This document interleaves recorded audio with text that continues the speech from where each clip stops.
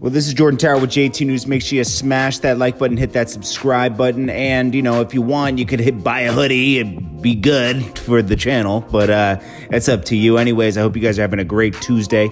Okay, so we got Drake's dad going around doing interviews now, and Drake might want to say, hey, Dad, you got to chill out, bro, okay? You got...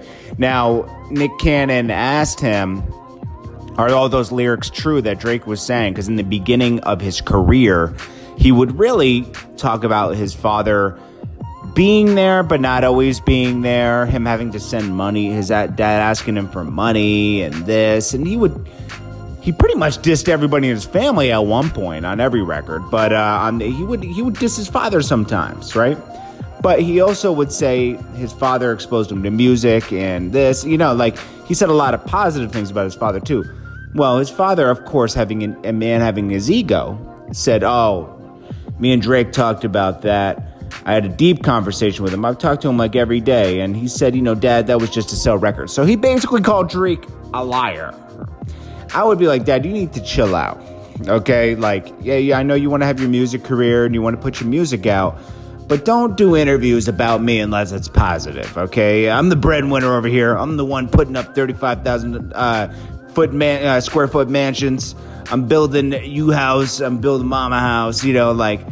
It's Drake was in a rough situation where his dad lived in Memphis and his mom lived in Canada, and they weren't together, so he had to go back and forth. Seems like a good guy though, his dad.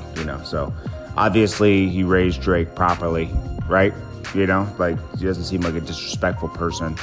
So I'm sure they both did their part in that. Anyways, getting on to the next story.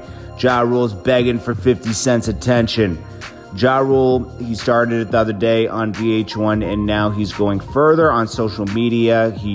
A lot of people have commented and noticed now that, geez, Ja Rule, get off of it. Like, you're the one that keeps bringing this up.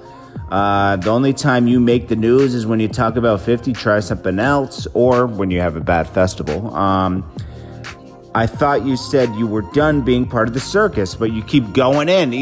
Even after he said that on that show, he's going in on social media. Then someone else said, and nobody watching that Murder Inc. bullshit.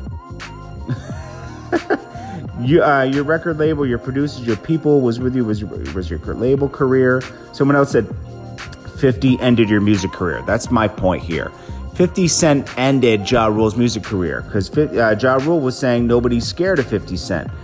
I know you guys be like, oh, here comes 50 in 3, 2, 1. Nobody's scared of him. Remember, he's the one that got poked up at the place. It's like, and then he said, fun hip hop fact, BET had to get 50 and his crew safely out of the building when I pulled up. Ask Stephen Hill. Now, they do that because they don't want a crime scene happening at BET. There's a definite. I've seen instances where they have to do this because something could happen, especially back then. Not so much today, but back then. Then someone else said, "What did they say? Stop, just stop. No one pays attention to you." This is getting pathetic. Then someone else said, and nobody. Oh yeah, they already read that. Anyways, Ja Rule is just begging for 50's attention now. Of course, 50 is going to respond, but it has to be closer to when Power drops because it makes more sense. Wait, so it has to be closer to the weekend. Anyways, what do you guys think of that? What do you think about Drake's dad kind of calling Drake a liar? What do you think about Ja Rule begging for 50's attention? This is Jordan Tower, JT News. Make sure you get a hoodie, and I will check you guys on the next one. Peace.